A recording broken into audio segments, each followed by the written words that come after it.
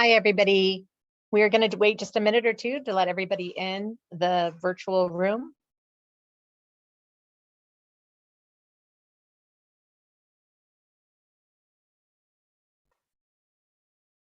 Megan, can you let me know when you think we should start? Yes, we'll do. Just one more moment.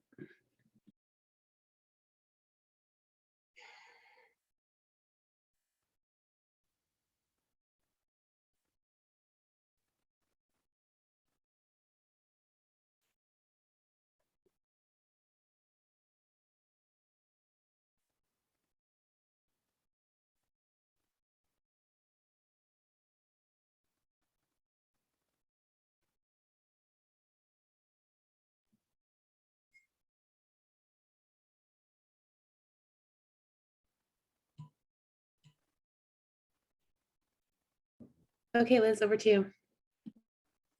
So welcome, everybody. Thank you so much for joining us. My name is Liz Hume, and I'm the Executive Director at the Alliance for Peacebuilding, and we are so excited for this event today. We have incredible speakers.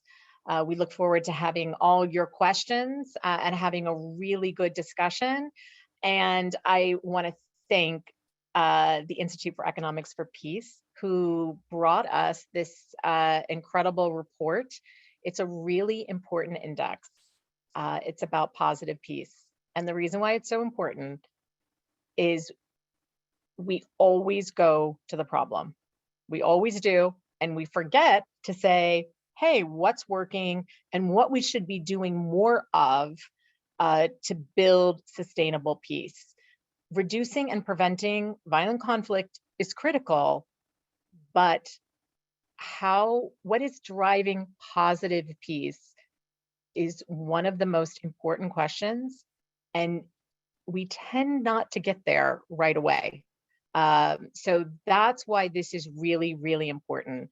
The Institute for Economics for Peace has been doing this report for many years. So there's a lot of data that we can look at to see what's going up, what's going down.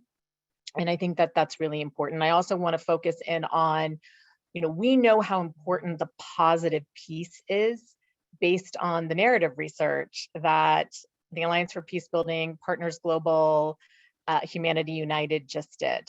If we go directly to the negative, our brains shut off. We get overwhelmed and we think, what's the point? And so we know that it's really critical to start with what's working and how we can promote it more. It actually sounds easy to do, but when you try to apply it, it's really hard. And I know this because I've been trying to apply this and I find it really hard. So it's not as easy as we think. So with that, I want to say one other thing before I turn it over to Michael. And he's going to give us about 25 minutes of analysis coming out of the report. And then we're going to turn it over and go through some of the questions with our amazing panelists, Rob Jenkins, who is the Assistant Administrator at USAID in the new Conflict Prevention Bureau. We have Mike Jobbins from Search for Common Ground, the Vice President at Search for Common Ground. Prabha, who is the CEO and President of Mediators Without Borders, and also the brain trust behind the Trust Network, working in the United States. So, an incredible panel. Before I turn it over to Michael Collins, the Executive Director from the Institute for Economics for Peace, I want to say a shout out to Chick Dombach, who I know is listening. He couldn't be there in person today. I really just want to thank Chick for his many, many, many years in the peace building field. He was a former CEO at the Alliance for Peacebuilding. He sat on many boards, including IEP. And I just really want to thank Chick for his incredible work in the peace building field. And it's really important. I've said this at our last conference, for us to be recognizing people that embrace peace building principles both in and outside of their work. And I just really want to thank Chick. So Chick, if you're listening, thank you for everything you've done for the many decades of your work. And with that, I'm going to turn it over to Michael Collins, again, the executive director at the Institute for Economics for Peace, so that he can go through this incredible report. Over to you, Michael. Excellent. Thank you very much, Liz. And thank you, everyone at the Alliance for Peacebuilding. And I'd like to extend my thanks also to Chick Dambach, who is doing some absolutely fabulous work and supporting IEP in his role as a board director. Liz, just one tiny correction. It is going to be the Global Peace Index that we're presenting today rather than the Positive Peace Report. But you've actually made one of the key points that I did want to make at the beginning of this, which is whenever possible, we do try and return to peace and talk about positive peace. And I really do hope that we're going to be able to do that as part of the discussion today. So that was kind of sort of one of the three objectives, is to bring it back to peace and specifically positive peace. But the other two is to kind of sort of, the first one in terms of sort of the overall global lay of the land, peace and conflict trends essentially throughout the world, potentially some of which we're not talking about a lot today because of all of the other things going on in the world. So potentially highlighting some of those. And the second one, of course, focusing to a certain degree on the current crisis in Russia and the Ukraine. So I'm just going to go ahead and share my screen here.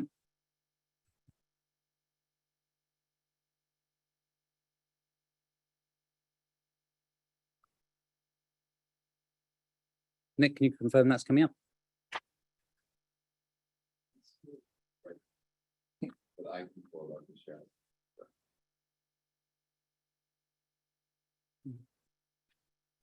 Let me try again on my end, just because it'll be better to go cycle through the slides. Yeah. Okay. Great. Excellent. Great. Fantastic. And the reason why we do like to focus on peace, and thanks very much again for that segue, Liz, is that as a nonprofit, we are essentially dedicated to shifting the focus, the world's focus, to peace as a positive, tangible, and achievable measure of human well-being and progress. And that is actually something that there continues to be an increasing appetite for, both in terms of kind of sort of policy-making decisions and using peace as a peace metric, and in academia, whether that be formally or informally as well. That thankfully has enabled us to open up a number of offices around the world. We're joining you from DC today. We have offices in New York. For those of you joining us globally, hopefully there is an IEP office somewhere near you. In terms of the Global Peace Index, for those who may be previously unfamiliar with it, we've been doing it for just over 15 years now, ranks 163 countries according to their relative state of peace. Now, we try and make that measurement as multidimensional as we possibly can. So we use 23 different indicators. And these are kind of sort of largely bucketed, I suppose you could say, in three different domains. So one related to ongoing domestic and international conflict. So in addition to some of the indicators that you see here, for example, the duration of the conflicts around the world is an element that we take into account. The second domain is with regards to social safety and security. So a bit more the internal dynamics of the different countries that we're looking at, in addition to the indicators that you see here, indicators related to violent crime, access to small arms, political instability, among a few others. And then the third one is with regards to levels of militarization. In addition to the ones that you see here, for example, elements related to weapons imports and exports. I understand from Rob that there was some news in the Washington Post this morning about that. So let's jump straight into the key findings here. Overall, over the last year, we've seen a deterioration in peacefulness, and we are right now at the lowest level of peacefulness that we have ever been globally since the inception of the Global Peace Index. We've seen 11 deteriorations over the last 14 years. Some of the improvements in peacefulness are due to the reduction in the impact of terrorism over time as part of a longer trend as well. An improvement in the rates of incarceration, in other words, less people incarcerated, and an improvement in military expenditure globally, although regionally those results vary somewhat, and with an increase in Europe, as we'll see later on. Deteriorations are primarily driven by changes in refugees and IDPs, so over 88 million people around the world are currently displaced. Political terror scale, so this is an aggregate indicator broadly encompassing political repression, abuse of human rights, using two different data sources, in this case, Amnesty International and the State Department. And then deteriorations in terms of overall relations between neighboring countries. Now, not a lot of sort of change at the top and bottom at the index, but as a trend since 2008, not only did we see this deterioration last year, but we are down 3.2% since then. Ukraine saw the biggest deterioration in the Global Peace Index this year. Russia deteriorated significantly as well and is now in the bottom 5. And bear in mind that actually the cutoff date for the data for the Global Peace Index is March 31st. So the invasion essentially was at the end of February. I think it was on the 23rd, 24th of February. So this only incorporates essentially a month of data in relation to that. And we already saw the largest deteriorations in those two countries. And along with this kind of sort of rock bottom score globally of peacefulness, we do see this in a variety of other sort of the underlying domains as well, including the ones that you can see here: political terror scale, political instability, relations between countries, refugees and IDPs, among others.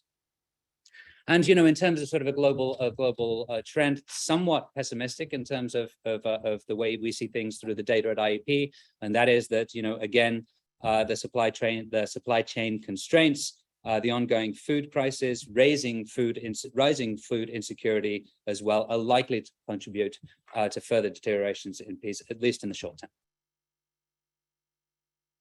So militarization, and perhaps kind of sort of not necessarily a buck-in trend, but certainly counterintuitive to especially some of the most recent kind of sort of narrative and rhetoric, has actually improved over the last 14 years. Including military expenditure globally as well. But in terms of deterioration, some of these underlying measures of resilience that actually Liz referred to when we first started talking today have been deteriorating as well. These underlying attitudes, institutions, and structures that we see create and sustain peacefulness over time. So elements related to corruption, socioeconomic exclusion, group grievances, and the quality of information that people are having access to as well. So leveraging a new data set this year, we were able to kind of sort of see or better highlight violent demonstrations around the world, and the fact that these have actually deteriorated significantly over the last 14, 15 years, nearly 15%. As you can see here, over 120 countries are deteriorating, only 22 improved. Overall, the global impact of violence was over $16 trillion. That's over $2,000 per person, over 10% of the world's GDP. And here's the list of the 10 most peaceful countries in the Global Peace Index this year. So 3 downgrades in ranking, I suppose you could say. Denmark and Slovenia actually improved slightly in peacefulness, but less so than the other countries. Portugal was the only country in the list here to actually physically decrease in peacefulness. And just a note here that Canada, which is traditionally, I suppose you could say, enjoyed a top spot in the top 10, is now 14th, deteriorated quite significantly last year on the back of violent demonstrations and political instability. In terms of the 10 least peaceful countries, no changes in the bottom 3. Russia came into the bottom 5. Oh, one of the things I was going to note previously is that actually Libya, which had previously been in this bottom 10 countries, has actually seen an increase in peacefulness in likelihood since the signing of the peace accord in, I think it was November 2020. Algeria as well, from the passing of the new constitution there, and Egypt improved in peacefulness, and that's on the back of sort of severe deteriorations in the violent demonstrations indicator sort of the previous year. But something to sort of note here is that all of these countries, despite improving in peacefulness, actually have relatively quite low levels of peacefulness themselves. And the same is true for the sort of the countries that that deteriorated the most as well. So Haiti and Guinea, for example, 2 countries that the US will be partnering with in terms of implementation of the Global Fragility Act, deteriorated significantly in peacefulness last year. Russia and Ukraine, we talked about quickly, and an ongoing deterioration in the situation in Burkina Faso, aggravated by the recent coup. So in terms of longer trends in peace, and in this case, we're talking back until 2008, and in some cases, especially when it comes to militarization, back to the 1980s. Again, just to reinforce this fact that we've seen this steady decline in peacefulness over the last 15 years. And here are kind of sort of the indicators on the left-hand side. And as you can see, a significant deterioration in violent demonstrations around the world. Also a large demonstration in the number of external and internal conflicts fought. The only sort of a positive peace event, if you can,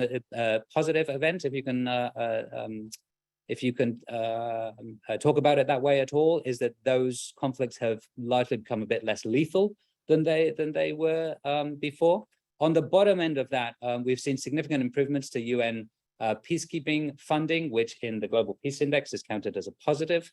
An improvement as a trend in nuclear and heavy weapons, reduction in armed services personnel contributing to these improvements in the militarization domain that I noted before, as well as a general improvement in the homicide rate, which runs sort of perhaps counterintuitively to some of the other trends that we've seen, although we've seen a small uptick in homicides globally over the past year.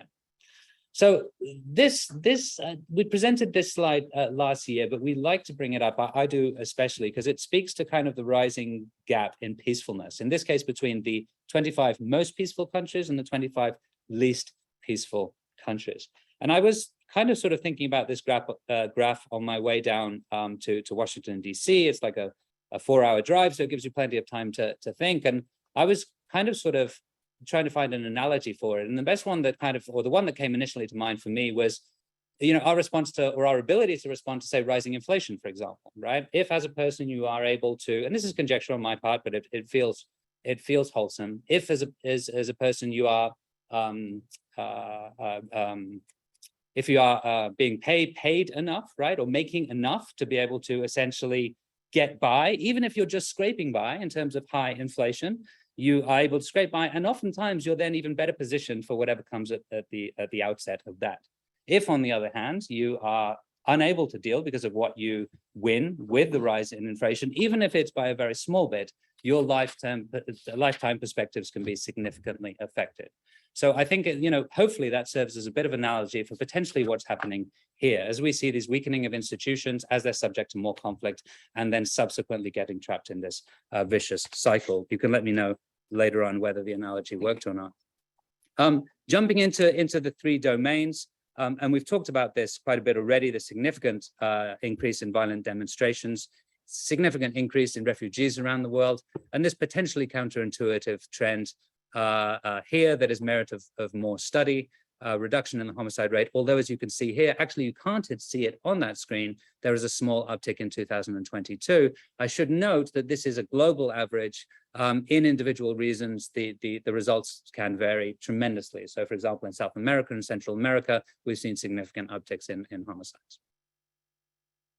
This is ongoing conflict indicators, and just to note here that while we're seeing an increasing number of conflicts and the intensity of those conflicts as well, the actual number of battle deaths has been decreasing. It's still higher than it was back in 2008, and that very large spike that you can see here is the war in Syria and Afghanistan as well. So trends in militarization. So we've seen that although there has been a reduction in non-personnel rate over the last 10, 15 years, we've seen that kind of sort of begin to level off now over the last 3 or 4.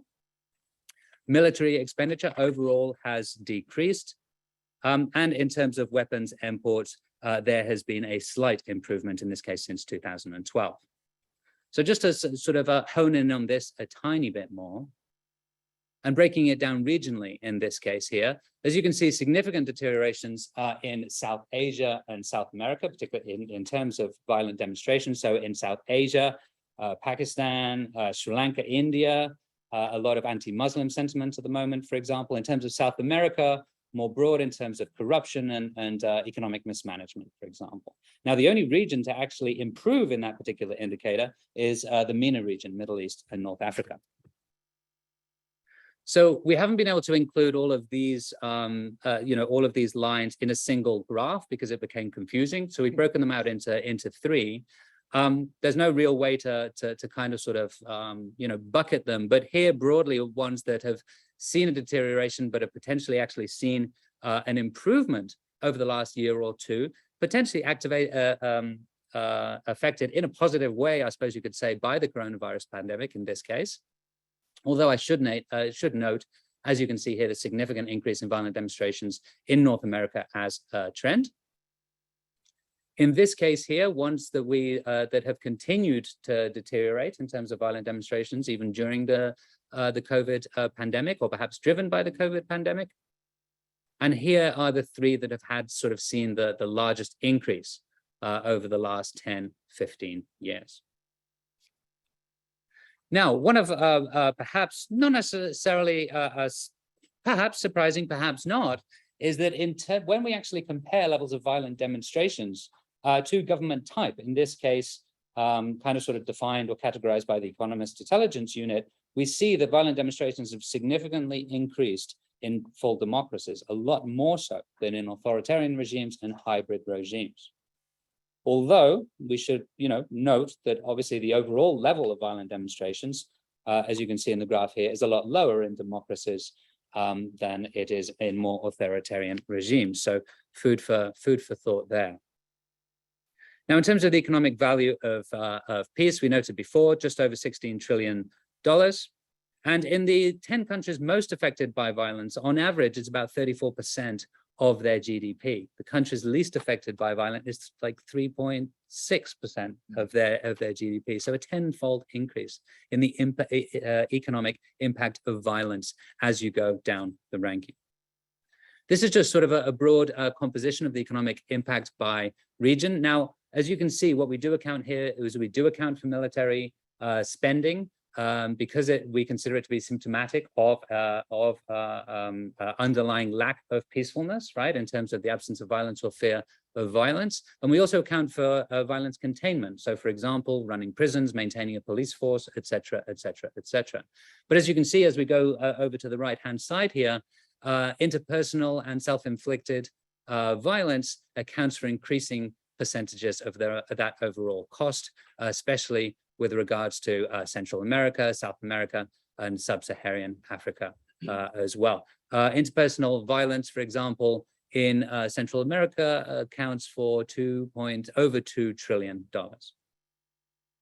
Now, jumping into the impact of the war in Ukraine, and of course, it's still early doors in some respects, although, of course, we all wish that it would have been over.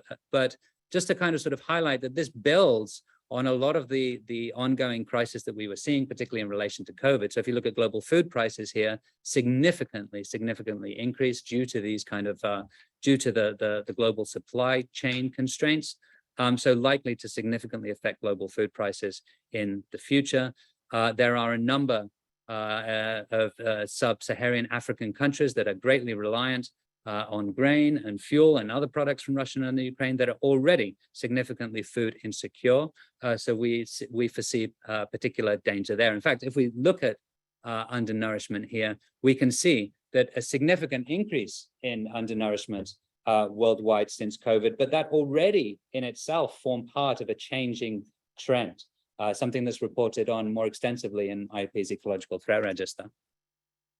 So global military expenditure. Now, the overall global military expenditure has continued to increase, but in terms of sort of government outlay as a percentage of the government budget or as a percentage of GDP, we have actually seen it improve over time. This is, again, average globally, but that changes depending on the region. So, for example, in the case of Europe here, we see that military expenditure in Europe has been increasing. Now, the data that you'll find in the report doesn't incorporate the most recent, pledges to increase military expenditure. That will kind of sort of come into play in the Global Peace Index in 2023.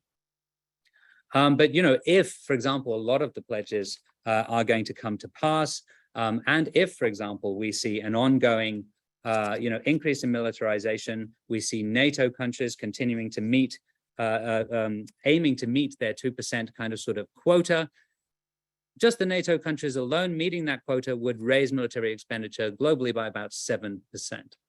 So this is a small chart reflecting some of those kind of sort of changes in large case impacted by the crisis in Russia and the Ukraine.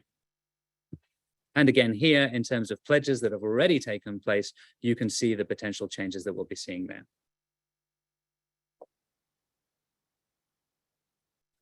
Now, this is in closing, and this is just to leverage some of the ongoing research that we're doing with the Lloyd's Register Foundation. analyzing their world risk poll, and this is related to perceptions of risk in Ukraine and Russia prior to the invasion.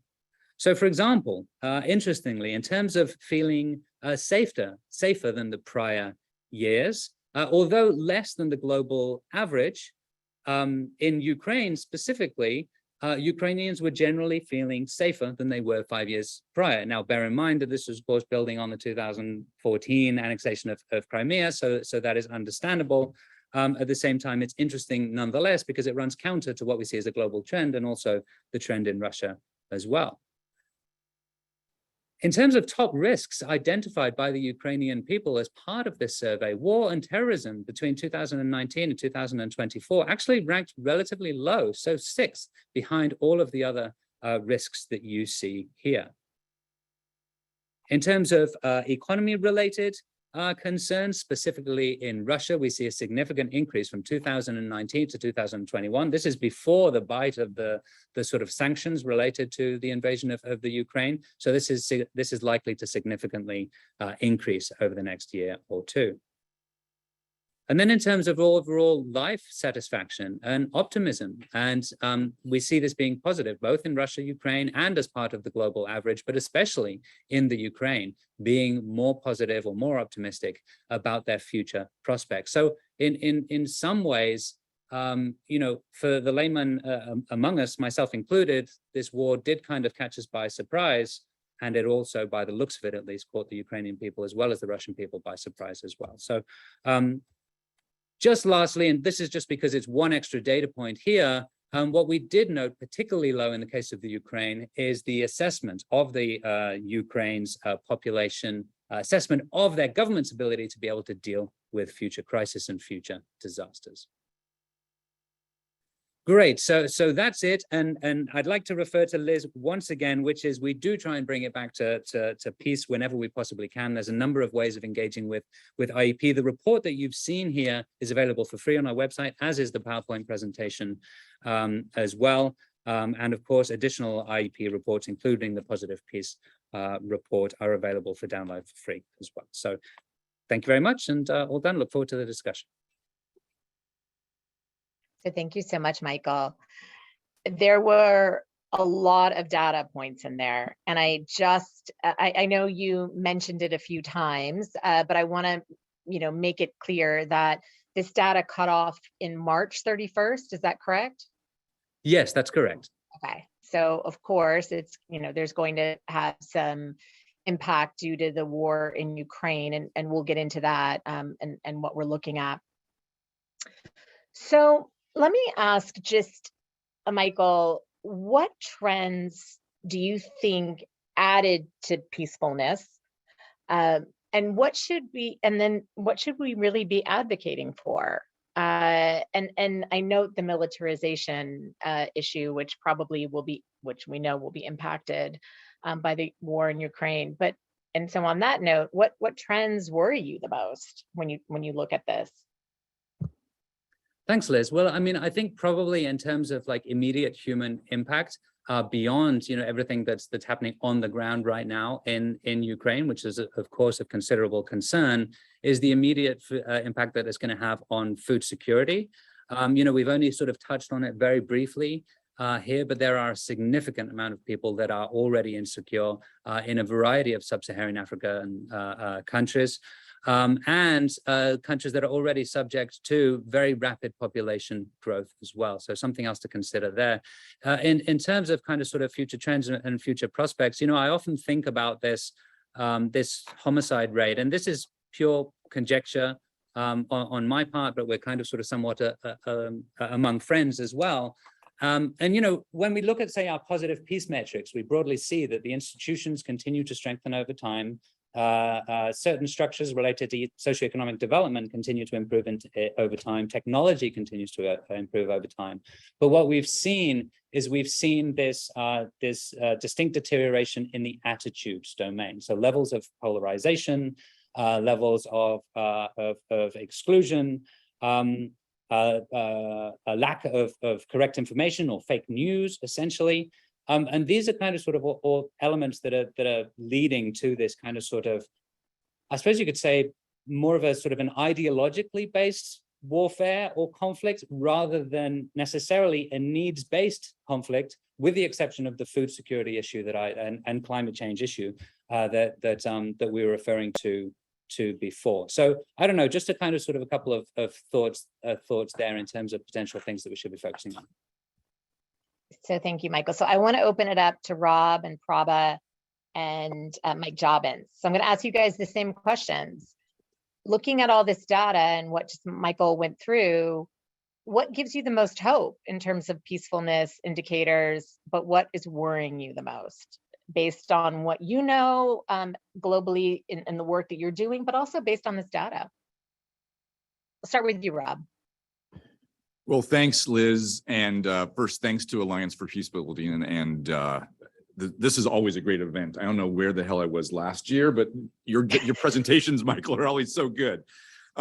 Liz, thanks for starting off saying we should start on the positive, because we often don't do that. In fact, we rarely do that. So thank you. And I'm currently reading, as many of you probably are too, Christopher Blattman's Why We Fight, where he talks about the pull for peace. We forget that the natural state for humans is us getting along. We might not always like each other, but we rarely go to war. Having said that, you tried to start us out on a positive note, and Michael immediately took us to a rock bottom, steady decrease in over time and in performance. But your presentation is always lucid, erudite, data-driven, everything I am not. So it's always intimidating me next to you. What do I look at and see that is positive? One of the final slides was how people see prospects for their life in 5 years. 2019 to 2021, I think that was, or 2022. All positive. So people, that's in the age of COVID and everything we're going through, most people in the world are optimistic and think that life will be better in 5 years. Now, maybe that's because life sucks so bad right now. They think it has to get better, but I think there's something there to build on. The fact that people, even when, depression that is global right now, most people think that things will get better. I think that's something we need to work on. What scares me the most? It's layer after layer now after layer. So you take this global rise, particularly in North America, that chart is frightening on political demonstrations and violent demonstrations. Add on to that COVID, add on to that now, land war in Europe, add on to that worldwide economic shocks, and then add on to that, there's always climate, everything else, that the price of food slide that it has 2008 on there, and then things were getting better, and now we're already way above 2008 levels, and we haven't even begun to see the real repercussions. And the way that these things compound, for stating the obvious, you have Russia invades Ukraine. The price of commodities skyrockets. Folks are thinking maybe India can help make up the difference, but the heat in India the last 2 months has killed the wheat resources. So we have a food crisis anyway. So you have the conflict on top of COVID, on top of climate. This is the challenge for all of us to try to latch onto and keep people optimistic and thinking if we work together, maybe in 5 years, we're right and things will be better. So thank you, Rob, for pulling in Chris Blattman's book, because I'm reading it right now as well. And I have to keep that, our default is that we don't want to fight. But it's hard, as you say, when you look through everything that's going on. So Prabha.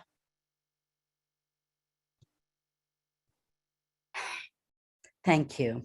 I remember 15 years ago when IEP started with this great adventure of trying to quantify these indicators. And I remember the skepticism at the time. So I am really so glad that we are this far down the road and able to look at the kind of data that Michael is presenting today and be able to see what those trends can teach us. I took the time to look at some of the trends from a few years ago, and I will say, like Rob, this 100-page document is a little overwhelming. But I was looking at a couple of things from a few years ago, and inexorable as the trends are in relation to the migration of populations, climate change, and the economic divide, so is the human spirit. So I'm going to shift a little bit from facts and data to zoom up a little bit to think about how we conceptualize what needs to happen. And this picks up a little bit on Rob's comments also, because when I think about, 6 years ago, I was preparing a presentation, and again, I was looking at IEP's reports at the time, and we were looking at 65 million people on the move. Today, we are looking at 100 million people on the move, right? And I'm reminded of this Russian author, Anna Badkin's very poignant question at that time. And her question was, is this a century of dislocated people or dislocated compassion? And I will tell you, what gives me hope is that sense of compassion and connectedness that I think we are seeing some shifts in. I saw glimmers of that. I can't tell you in which indicators on the IEP data, but there is a recognition of the positive indicators of connectedness that I am beginning to see more and more of in this data, maybe because I want to. So when we think about the fact that this is a failure of planetary scale, it belongs to all of us, right? It isn't just about what happens to one group or the other. That for the history of mankind, while we have moved, we are seeing it in unprecedented ways. So where does that take us? When I think about the fact that it belongs to all of us, here is where I go. It's to the ancient concept or admonition, depending on how you choose to see it, found in the Upanishads, that the world is one family. It's the concept of Vasudeva Kutumbam, which is one of the core philosophies of the Indian civilization. And it might be understood as necessary and very practical perspective to address these threats.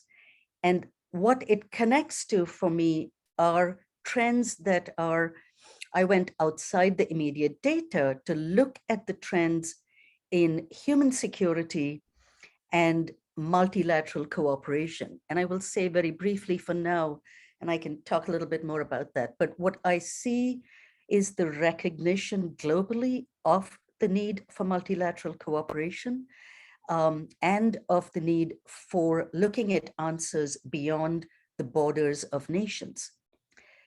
There are increasing numbers of groups focusing on adaptation beyond borders, all kinds of things beyond borders, because there is the growing recognition that these are not limited to the boundaries of nation states.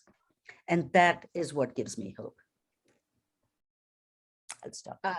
Okay, thank you, Prabha. And I think that, Rob did a really good job of showing how it's all interconnected. And that's really key. Mike Jobbins, what data do you look at and say, there's something there that we need to be pushing on for peacefulness? What do you think is the most worrying trends?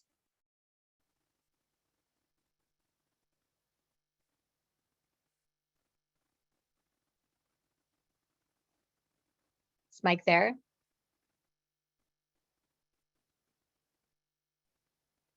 Yeah, I was saying ending on a downbeat is always dangerous, but here we go. I think what was striking me, this index has been around for about 15 years, and looking at the top, the number of formerly fragile states and formerly conflict affected states, they're in the middle and top tier.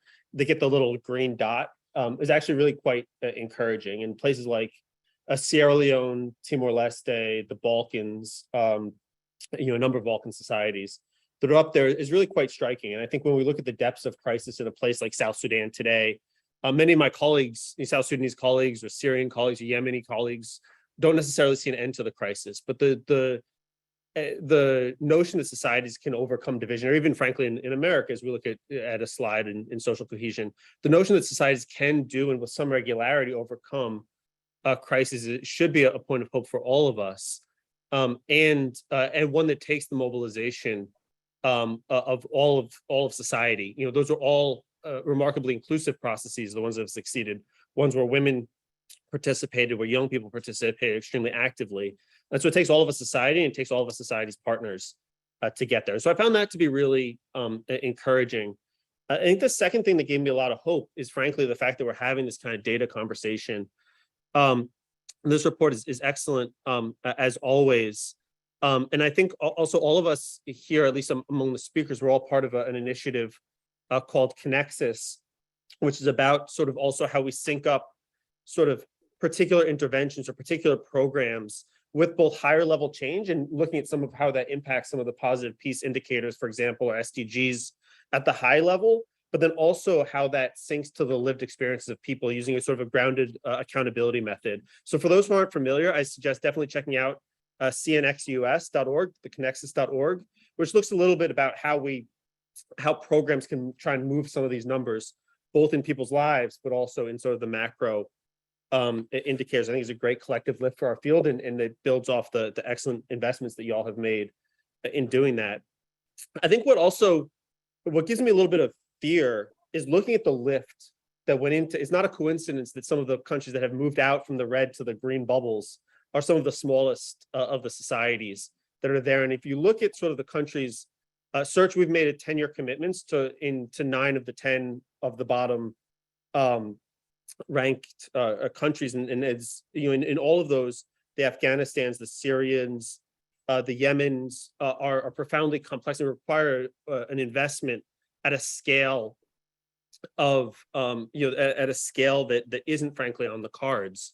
And if you look conversely, when we look at global military spending going up, a lot of it is the war in Ukraine and elsewhere, but a lot of it is frankly in military investment containing the threats, or trying to, and in many cases failing, to build using military tools to build healthy, safe, and just societies in those kinds of places, the Yemens, the Afghanistans, the Syrias, the Iraqs, and so forth, and not the investment in finding solutions. And so global, if we were to say the US were to take take an approach that was maybe a little less penny wise and pound foolish, and invest in actually solving some of these root causes by dedicating, let's say, 0.5% of its defense budget to ODA, particularly to sort of the kinds of activities in ODA section 152, which is sort of the peace building efforts. I think we could move some of these reds up to greens, and we could do that by allocating and appropriately sort of giving the kinds of capacities that any state, the US government, the Brits, the EU, and regional countries need, which is the ability to respond quickly, the stitch in time that saves 9, with mechanisms in the states as the Complex Crisis Fund or the Atrocities Prevention Fund, coupled with some of those long-term root causes that address sort of the chronic nature of crisis and promoting reconciliation and addressing global fragility and resourcing those accounts. And then finally ensuring that there's enough research and development to address emerging issues. And by thinking through those sort of 3 buckets of capacities that we need as a sector, but also governments who are intervening need, and whose legislatures need to give them those capacities and resources, I think we could look, we could begin with this and look at how we can make a concerted effort to turn some of those reds to orange, some of the oranges to yellow, the yellows to green, and work our way back up this chain. But it's an awful lot of food for thought, and huge thanks to all y'all for all the work that you guys do. So Mike, that's interesting you say that, because the data was showing militarization was going down. And now we know this cutoff of data was on March 31st. We know that's going to go extremely high next year, given the war in Ukraine. So before I get to the war in Ukraine, because I know that that's a big, people are thinking about how this is going to be impacting peacefulness and conflict. One interesting piece about this index is that terrorism or violent extremism went down. So Rob, Mike Jobbins, Prabha, why? What, did it just happen? Was there anything in terms of programming that you can think that had an impact on this? Is it more of the context of what was happening? Rob, you want to start and talk about the violent extremism? Sure. Really easy question, Liz. You want to pass it to Prabha? We can come back to you. No, I'm gonna start, and this might not be what you expect, but Yeah. we pulled out of Afghanistan. We have drastically reduced our footprint in Syria. We've pulled out troops for the purposes of fighting in Iraq. I'd have to think that would affect the numbers of attacks that we're counting and that we're seeing around the world. Interesting. If you pull off of the battlefield, there's less fighting to happen. Now, if you look at a part of the world that is getting worse in the Sahel, the French have now left. Does that provide us an opportunity to take a new look at the conflict there? Given the way that we used to say that we don't negotiate with terrorists ever. There was a lot of negotiation that happened around us pulling out of Kabul. Maybe we need to rethink, reframe, and take another direction on how we see events in Mali, events in Burkina Faso. How does this end? And if we can't, as the United States government, sit down with some of these folks and try to work out deals, others can. And our government right now is trying to effectively reduce the over-reliance on what has been a very expensive, very large global anti-terrorist, counterterrorism architecture. I would never want to get out ahead of the president's budget, and I would never want to lobby. But Mike Jobbins, your idea of just half of 1% of the defense budget to put down a real commitment in these places. I also always use Sierra Leone, Liberia, Kosovo, Northern Macedonia as bright spots. Mm-hmm.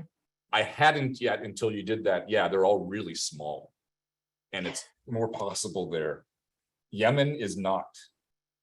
I don't know if that gets to where you were going, Liz, but that's some thoughts on a Wednesday morning.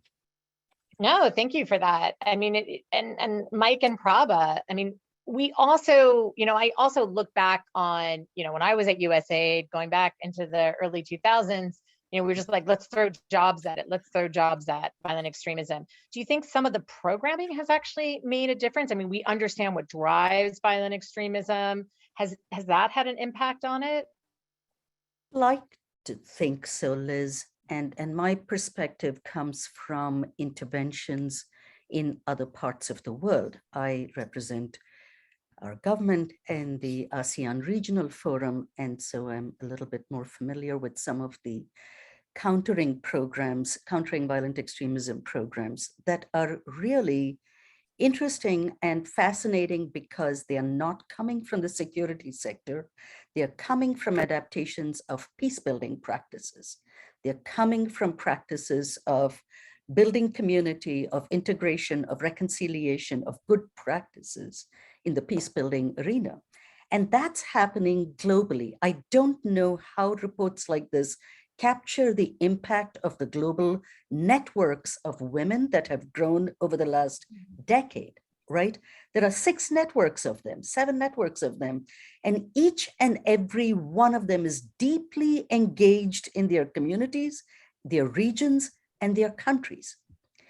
And they are implementing early warning as well as intervention programs that are not security sector based. And they are really beginning to show the glimmers of some hope in terms of what it will take to disengage or to prevent the engagement in extremism, and then to reintegrate into community. Again, these are small examples, but I have to believe that there are programs like that, like the models that came out of Northern Europe, like the models that are coming out of West Africa, like the models that are coming out of Indonesia, that are beginning to contribute to some extent programmatically at the country level. That's one. And the other, I just want to go back for a minute to the expenses that Mike raised. There is no question, I think, that if we were to increase, and this may lead up to another question about donors, but if we took a look at the proportion of the funding that goes in these different directions, we have to get our heads out of militaristic security sector spending. And the idea that if you want peace, what is that? What is that old saw of if you want peace, prepare for war? Come on, we've got to give up those kinds of old axioms because we have to shift into 21st century peacebuilding practices. We know too much from the last 20 years to keep investing in that kind of nonsense, shall I say. But it's hard, Prabha, right? Because what's happening in Ukraine, I mean, there were websites set up that people, ordinary people, could contribute to Ukraine military. You could, Sweden and Finland want to join NATO. The Germans have upped their military budgets more than since World War II. The UK cut their development assistance budget. So we're going in the opposite direction. So Liz, we didn't pre-agree who was going to be called Mike and who was going to be called Michael. So I'm not sure if you're calling on me, but I just wanted to very quickly. You can always jump in. This is your event, so you jump in. But I want to hear about the programming on violent extremism. Well, and for that, you're absolutely right that all of my colleagues here are tremendously more informed than I am. But I mean, I can definitely talk about it in terms of data, just to reinforce the actual points that both Rob and Prabha brought up. I mean, the first thing in terms of the data, we see a pretty close correlation between levels of terrorism and large-scale conflict. So as Rob noted, with the reductions in sort of violent conflict in Syria and in Afghanistan, that has largely informed that, taking into consideration, and I'm going to butcher the actual percentage, but the majority of terrorism activity worldwide actually happens or has historically happened in Afghanistan, right? The second thing to note is that one of the things— Or in countries experiencing violent conflict. Yes, and that's actually the second thing that yes, Sorry. Absolutely, Liz. And again, Russia and the Ukraine is a good example of this, because if we go back to essentially what happened in 2014, you can actually see an uptick in terrorism in that because of that close correlation. As we see levels of violence increasing, peacefulness deteriorating, in all likelihood, we are progressively going to see an increase in the level of terrorism as well, if we continue down this particular trend. Now, counterterrorism efforts, at least what we see through the data, or what we try and interpret, I mean, they physically work, right? Large-scale investment, large-scale security mechanisms work to reduce terrorism, but its effects are very temporary or exceedingly short. So, in that sense, these broader efforts to counter violence and extremism, more sustainable ones, more holistic ones, more community-driven ones, I think are very much, kind of sort of our key to success in that particular area. I mean, the other thing to note that could potentially contribute to a larger or a reversal in that trend is, again, this increasing food insecurity that we're seeing. We saw significant, this sort of shift of terrorism from Syria down to sub-Saharan Africa, and largely in countries that are not only very rapidly increasing in population, but are also very food insecure, high levels of water risk as well. And this is often used as a tool for terrorist organizations and militias to actually recruit as well, providing you with a basic wage, providing you with basic security that you may not have otherwise. So that's another kind of sort of ominous thing just to kind of sort of throw in there, just in case we were getting too positive here. No, so Mike, I want to ask you though, Mike Jobbins, what, okay, so we know violent extremism occurs more than, I think it's 90% in countries that are experiencing violent conflict. So addressing violent conflict and violent extremism indicators, what does Search see on the ground? What has worked? Yeah, I mean, I think, when we look at, in many, although it's hard to generalize, in many cases, violent extremism is motivated by a couple of things. And one is a lack of trust that people have in authorities. Another is a question of agency.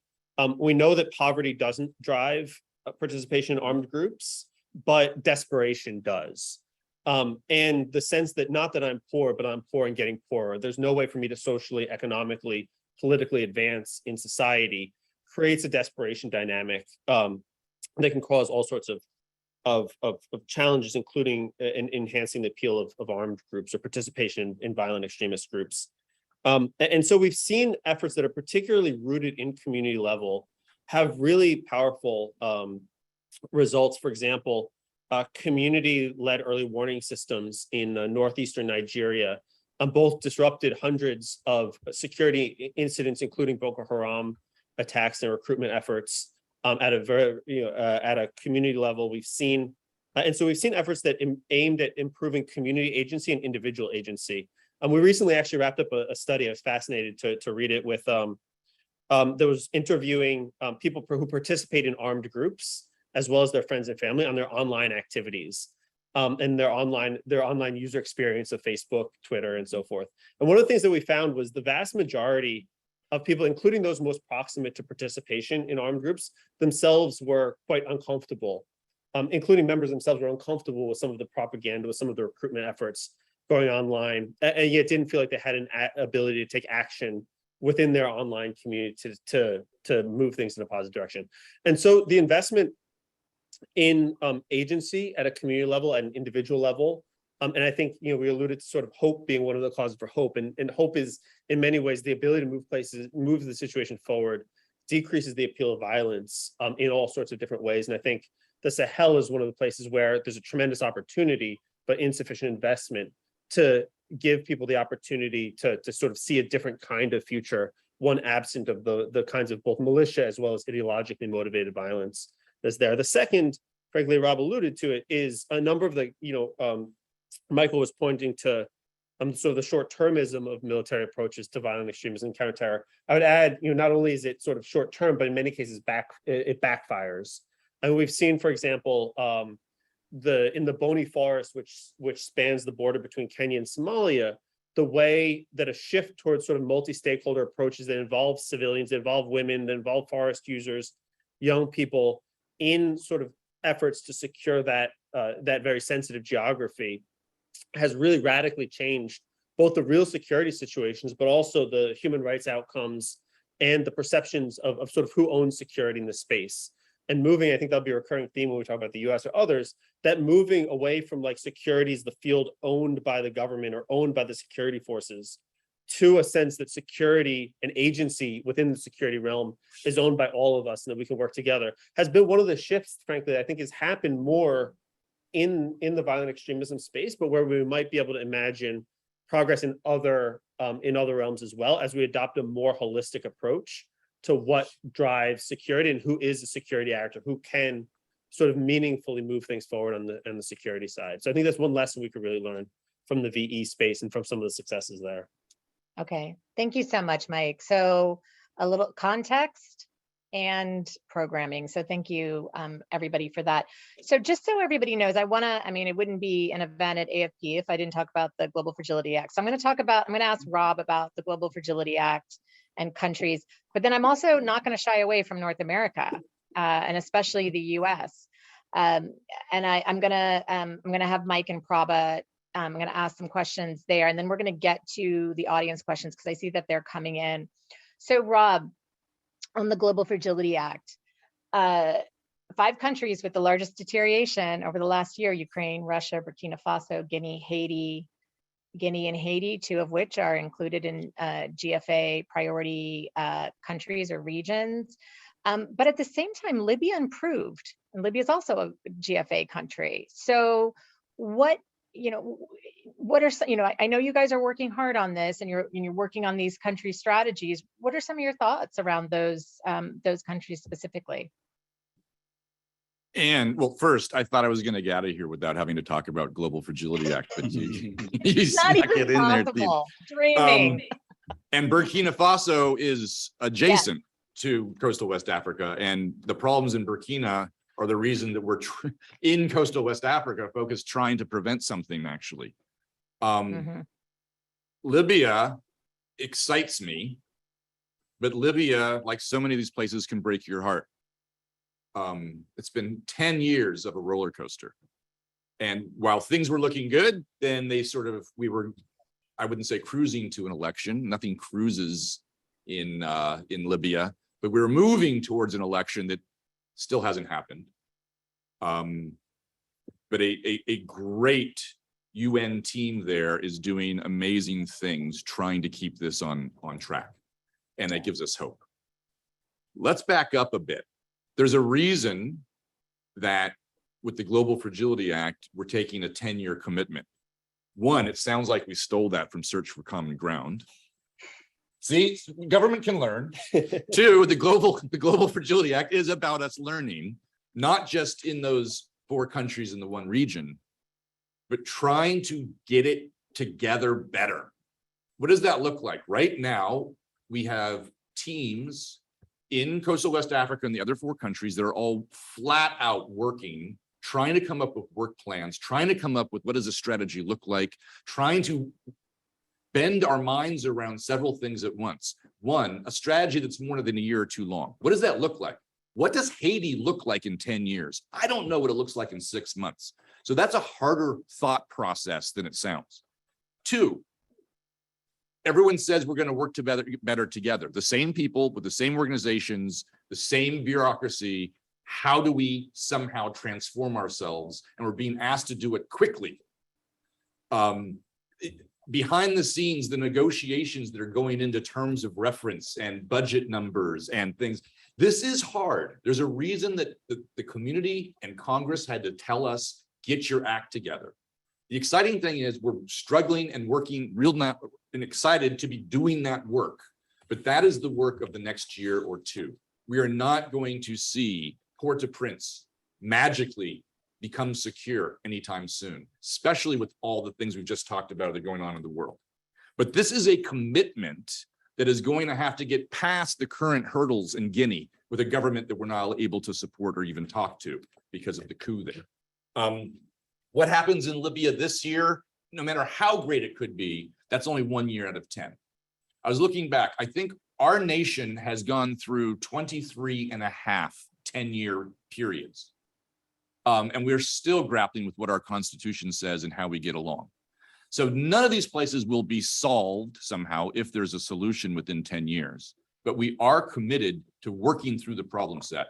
And if we do this right, we're not going to wait 10 years to then have ripple effects to other parts of the world and other problem sets as we come to grips and find solutions that are new, trying to push those out to other parts of the world.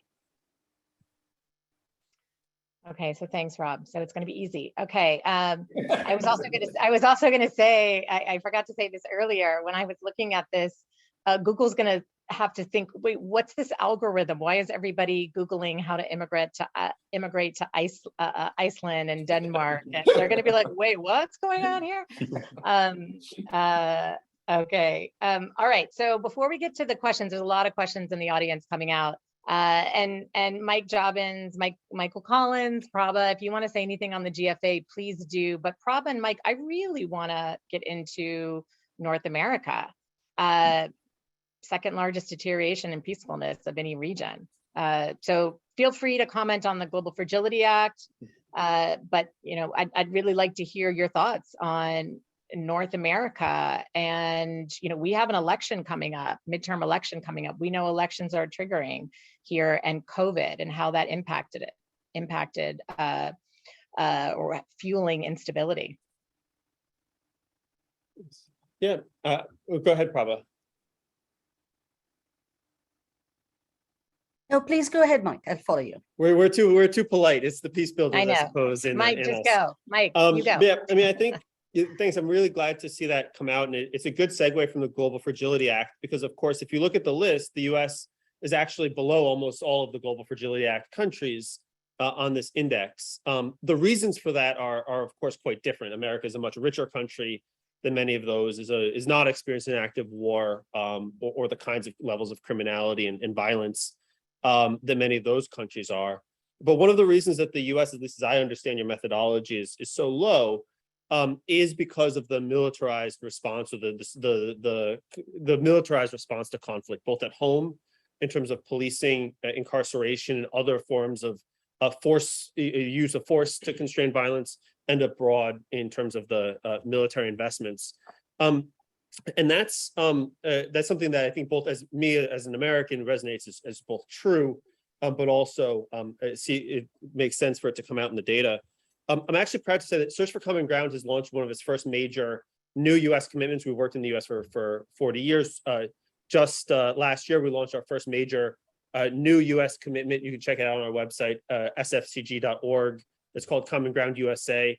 And that was aimed at, and the reason we launched that was recognizing this militarism that we see both at home and abroad, which has its roots in America's history of race and violence, is also a manifestation of a lack of societal capacity to manage difference, to manage conflict.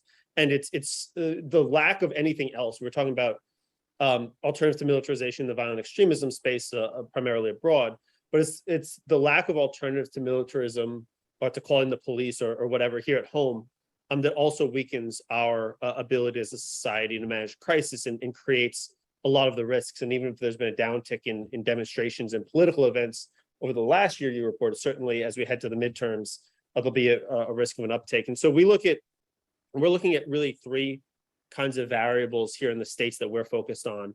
One is the degree to which Americans trust one another, what we call horizontal cohesion, the ability to work, to disagree as well as to agree across groups, be they racial, regional, political. And then secondly, the trust in authorities, the degree to which governments both earn, the degree to which the government earns as well as enjoys the trust of its people, which is a predictor of violence everywhere. It's also a predictor of COVID deaths, which is also why we've had so many here, and one where we're looking to move the needle on that question of trust in the legitimacy of American institutions. And then finally is that crisis management. And I think we are heading, at least in my estimation, in searches, we are heading to another fractious moment around the midterms and in future electoral processes. And is one where we'll be looking particularly at building some of the capacities to de-escalate the risk of political violence. These are normal in all societies, but the degree to which there's an underinvestment in mitigating political violence, in underinvestment in building community trust in government, and then in linking across communities, that's a predictor of violence everywhere, a driver of costs of, and therefore a driver of costs of the cost of containing violence. And that's what that's the cycle that's not unusual to America. It's on every one of these societies, including societies like Sierra Leone or East Timor that were much worse than us. But it's one where we do need to be investing in those capacities right now to keep us from further sliding down your list. Thanks, Mike. Thank you. Robin? I'm so glad we sequenced it as we did. Coming as I do from the largest democracy in the world as an immigrant to the oldest democracy in the world, I cannot help notice this moment of, for me, utter despondency, quite frankly.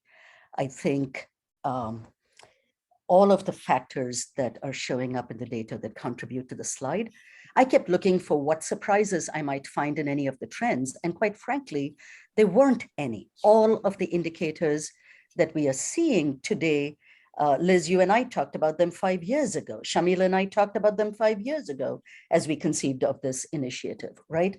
So these are all things that we have been seeing for a while. It has to do also with something, I forget on which page of the data it is, but it is the divide, the economic divide, the last 40 years of the accelerated rate of economic inequity in this country is a significant contributor. And the accelerated rate in the last few years of the decline of trust in institutions is a significant factor. How can we not pay attention to the fact that the seeds of this decline, well, the seeds of the evidence of lack of social cohesion, I'm not sure that people would agree that it's a decline. I think it's a surfacing of many dynamics now in the last 4 or 5 years that have been bubbling for a while. It's also true that per capita, this country has the largest number of weapons. How does that correlate in the other countries that we're talking about? I mean, let's talk about the fact that that is a significant factor. This rise that we are seeing now, how can it not be related to the fact that we have the most guns per capita in the world? The richest country in the world also struggles with this, with the presence. I mean, the people I have talked to internationally about what might need to happen here use the term disarmament. I know that we talk about our Second Amendment as holy and sacrosanct, but if you look at the data related to how armed this country is, I don't see how we can do anything without disarmament in a major way. But I want to address the factors that Mike raised so well in his points, which is the factors related to social cohesion. I think a country that does not deal with its past does not build peace effectively. There's no question about it. So the history, we have another moment, I think, in the history of this democracy to build on the next iteration of it. It cannot stay stagnant. It has to build on all of the dynamics that are bubbling that are related to the growing, the declining trust in institutions and authority. There is no question about that. And that requires the kind of social capital we need to build by doing the kind of social cohesion building from the community level in a concerted way that I am not sure we have ever done before, which is why, as you know, Liz, as you are, many of you are a part of what was initiated along with many other networks. Thankfully, I think the US is seeing a moment of networking and capacity building in a way that it hasn't before. People who are working in the spaces of democracy and governance, in the spaces of peace building, in the legal arenas, and in the social and racial justice arenas are coming together in a way that I do think is somewhat unprecedented. And while some might be sanguine about the US has seen these blips, I am not. I think we are at a time where technology, mis and disinformation, and social media accelerate. They are accelerators just as climate change is an accelerator also. So the complexity of all of those in a democracy that needs to hold on to the trust in institutions is critical. We are gearing up, as you all know, with an early warning system as it has not existed in this country before, a civil society organized early warning system. In fact, I am just looking at a message now from one of our analysts saying that we are seeing early signs of an increase in pro-choice extremist violence. So what we've been doing is mapping, doing some heat mapping and identifying hotspots across the country. And there are a few factors that are coming together that I just want to mention since we're talking about the US. They have to do with the rise in violent extremism, particularly in those communities, and they are largely in the Northeastern corridor and in the West. I know we've talked about rural America a lot. Those are not showing up as the hotspots. So last year, with the strategic decision on the part of the Proud Boys to go local, that is no longer a national strategy, it's a local strategy, clearly articulated to show themselves at school board meetings and other local events. Now with the Supreme Court decision this summer expected, we can also expect to see a rise in reproductive rights clinics attacks and around those areas. So around school boards, around reproductive rights clinics, and then around this month, Juneteenth, and LGBTQ marches and events. Those are the places they are showing up. And what is encouraging is that there are hundreds, if not thousands of organizations also working at the community level, beginning to focus more on social cohesion and building resilience in communities. So we are now hearing from mayors' offices and governors' offices that they want those kinds of reports generated by civil society. about what's being threatened. So there's, I think, a lot to do. It is going to be a difficult midterms. It's going to be a difficult next 24 months. And this is one of those things that you really say it and hope you're dead wrong about it. I hope I'm wrong. I hope that we're wrong about what we're expecting. But those are not the trends. What the trends are showing is a rise in these areas in the US over the next year. So Prabha, thank you. You made a really good point. There isn't a lot of funding in the US. So you have to go where you're seeing these hot spots. And one of the big areas we're also seeing coming out of the University of Chicago data of those arrested on January 6th, the ex-burbs, where Biden won, but they've seen the biggest change in demographics. So your point is incredibly well taken. So let me just ask, I want to get to some of the questions. I'm going to be pulling them together a little bit. Michael Collins, if you have this decrease by what 0.03%, how big of a deal is that? And also, what are two or three of the most frequent determinants of social unrest globally that you're finding? Another easy question. Thanks, Liz. So, I mean, this is one of the reasons that we actually focus on trends in the Global Peace Index, because it's difficult to read into any kind of sort of punctual data that you would see year on year. So we do report on it, and there are significant events and there are significant changes that obviously people are interested in, but we do tend to try and look at it through sort of a tense-based perspective. So the important thing, necessarily is not that sort of 0.3% difference, but it's the fact that there's been an ongoing deterioration in peacefulness for the last 15 years. And essentially, this is the worst that it has been during that whole time. So I think that's probably my best effort to answer your first question. And in terms of the sort of the determinants of social unrest, well, I think that was actually spoken about very eloquently by both Mike and Prabha, and perhaps just to kind of sort of build off their comments. I mean, especially when it comes to extremism, one of the things that we kind of sort of saw or reported on in some respects in IEP's Global Terrorism Index is the fact that when you actually, get to certain levels of extremism, the ideological differences between Democrats and Republicans, specifically in terms of the United States, for example, is minimal. It actually becomes sort of non-existent, right? So we're talking about this broad alienation of society. We're talking about lack of trust, which Mike referred to before. And particularly dissatisfaction with the institutions, right, and attacks on identity. So those are some of the kind of sort of the key things that we see potentially fueling, extremism more broadly, and also potentially violent demonstrations as well. Although if we look at the broader trends again in violent demonstrations, they're very concrete things as well in relation to anti-corruption, for example, as I was referring to before,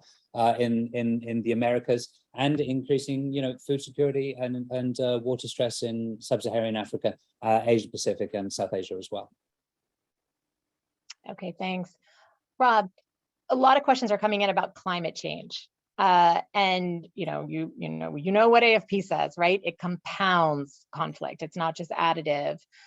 How is climate change programming feeding into this? What do we need to be doing differently? Mental health. We know mental health is so critical. Our brain's on conflict, around conflict. How we're seeing, how we're dealing with conflict. How is that being integrated into programming, you think, more? And these are just some of the things that I'm pulling out from some of the questions. Thanks, Liz. We talk about the Global Fragility Act. We talk about the U.S. strategy to prevent conflict and promote stability. If we back up, all of these things are compounding. All of these things are accelerating. All of these things are exacerbating each other. It's almost as though now, as we look at a problem set, like when you go to the optometrist and they put one lens in front of your eye and they say, okay, how's that look? Then there's another one, because we have the COVID lens. Then we have the climate lens. Then now we have the global food insecurity lens. Add to that mental trauma.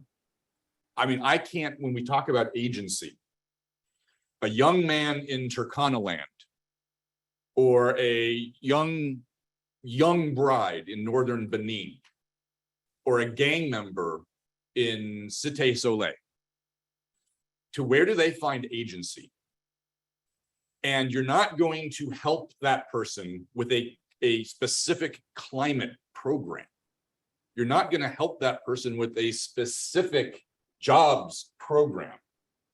We have to start looking at things not in a disaggregated way, but in a completely encircling kind of full, and I don't know how you do that because there's not enough money in the world to solve these problems. So we got to start somewhere. And that's what we're trying to do now. We're trying to say, here's 5 places we're going to try to get it together. But already we're having to educate people inside and outside of our government. It's not just about the money that comes with the Global Fragility Act. That's an incentive. That's an incentive to those embassies and missions to come up with something that encapsulates everything we're doing as a government, hopefully in partnership with that country's government, and hopefully, if we really get our act going on, with other donors, and taking a full spectrum look that isn't so broad that we're not doing anything right, but isn't so narrow that it gets down broken into individual sectors, and we're only measuring the objectives that we put in the proposal and not measuring actually what we're doing over 10 years in that country. Okay, so let me follow up on that. This was a question that came in around, based off what you had talked about even earlier, Rob.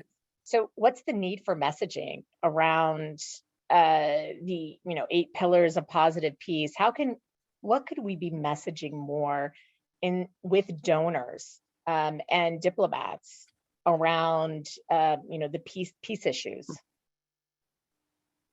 Thanks. I was going to say my agreement had no follow-up questions, but you broke that. We have to demystify all this stuff. I think the peace building community is very insular. It touches a lot of different things, but it is such a strong community that it often, I think, talks to itself. And if you're trying to change the thinking of an ambassador who's been in the foreign service for 35 years, is at the pinnacle of their career, and you're saying, I'm sorry, ma'am, you have to completely rethink the way that you're strategizing your embassy, you're not going to get there with special language that is very tuned to specific things. You're trying to change people's minds and build a movement of people that aren't actually signing up to be in the movement. They're being told they have to be in the movement. So I think there needs to be some peace building between the peace building community and the non-peace building community, if that makes any sense. And getting a larger constituency for the success behind what we're trying to do, and get away from specific strategies and plans and go towards it will be gradual. And we're government, nothing moves fast. So give us a break. We're going to try. You got to keep the heat on. We got to be realistic about how quickly we can change these things, break down barriers, and open people's eyes up to getting back to where you started, to peace is actually possible, right? Michael, you said that you're making peace as positive, tangible, and achievable. That is a message we need to stress. Things can and do get better. Just we need to help get there together. So thanks, Rob. So a couple of questions. There's some. Oh, I'm sorry. Go ahead.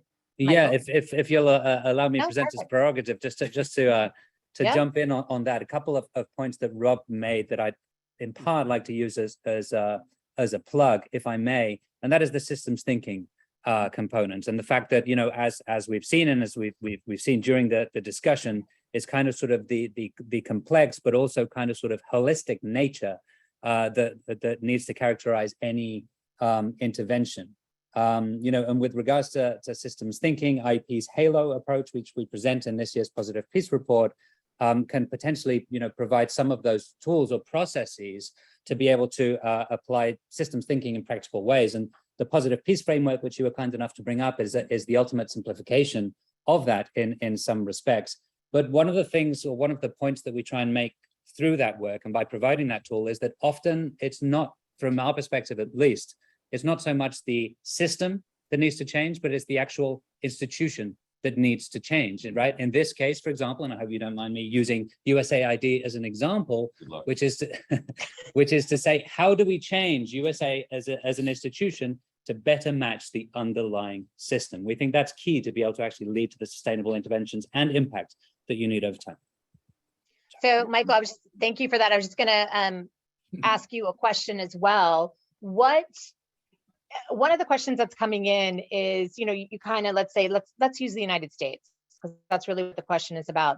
Okay, it might be okay for white people, but what about do you break down the data looking at, you disaggregate it on different communities, like the Black community, also with women? So those are some of the questions that were coming in as well.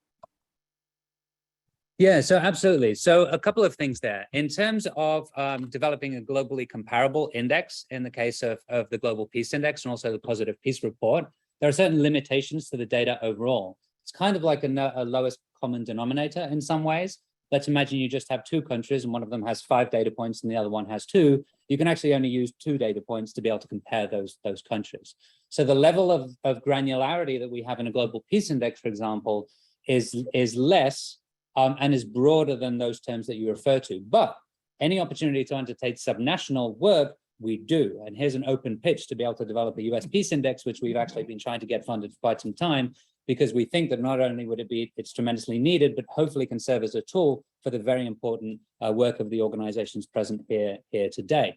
But for example, an example of that more concrete work is the IEP Mexico Peace Index, which came out at the beginning of last month, which actually does include, for example, in this year's index, a distinct breakdown in terms of gender-based violence, for example. And I think one of the places to continue that conversation too, as members like the AfP members here and those on the call who are often engaged in peace building activities around the world, using platforms like Connexus, cnxus.org, which is a chance to share and link some of our programs to the macro level trends that you cite in your research, I think can also be a way for us to be able to speak to the more whole of community impact in a way that makes sense across sectors. Because like Rob said, although resources are somewhat limited, one good dollar is worth 10 dumb dollars. And so the degree to which we can both spend more smart dollars, but also explain what a dumb dollar looks like and what a good dollar looks like to our governments and other actors, I think the better off we are as a community. But that takes data and that takes investments from groups like you, as well as from our community, to make sure we're tying our own work to be able to speak to how it fits the strategic logic of the crusty old 30-year ambassador who's kind of skeptical of this stuff.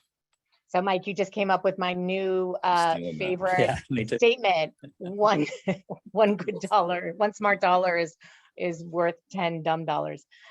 Okay, so I want to thank you, Mike, for that. You kind of tied up your comments. I want to turn to Prabha and Rob and Michael. If there's any closing quick remarks you have, I know we're at time, but just if there's anything you want to, that we missed out on.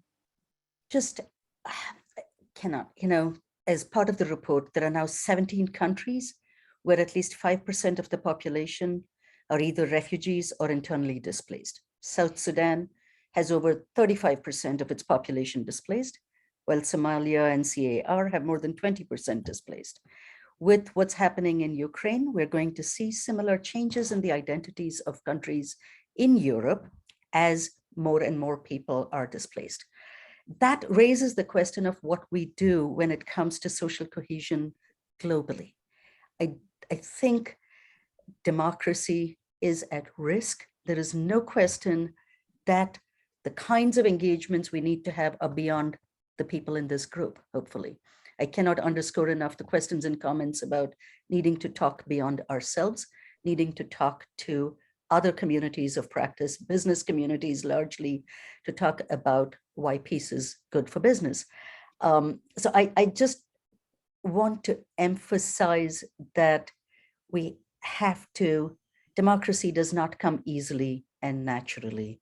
It is going to take a huge effort. And I think I would ask all of us, no matter which community in the world we belong in, to focus our efforts on shoring up democracy in the leading democracies of the world, because the way democracy goes in the US, so goes democracy around the world. It's the largest economy. Thank you, Rob and Michael. Any parting comments? Just Prabha, you said that beautifully. Whether you're reading this report, listening to this discussion, or reading the newspaper, the next few months can be really rough. And an important time for the peace building community. So I would just like to thank all of you as individuals, what you do collectively, what you do corporately.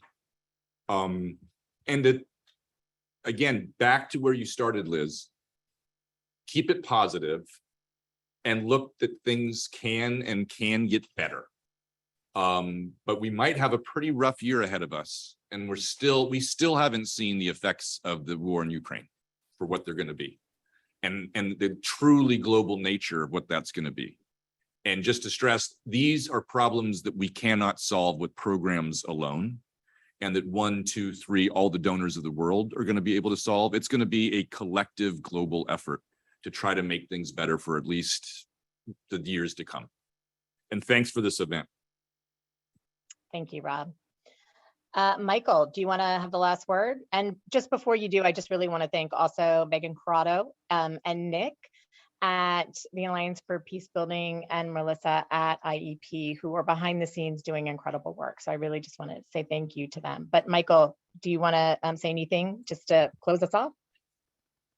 Yeah, absolutely, Liz. And just to reiterate my thanks, our thanks to the Alliance for Peacebuilding, who's become an incredibly strong partner. We're absolutely delighted by the opportunity to have the session here today. And I'd like to thank Rob and Mike and Prabha for kind of sort of pulling me out of the conflict hole and showing us in a much more eloquent way than I was able to present how peace is a positive, tangible, and achievable measure of human well-being and progress. So thanks to you all. Thank you so much. And yeah, I want to thank everybody. The questions were amazing. And thanks to our panelists who really did try to embrace, what's working and what can we do to advocate better for peace building. So thank you all.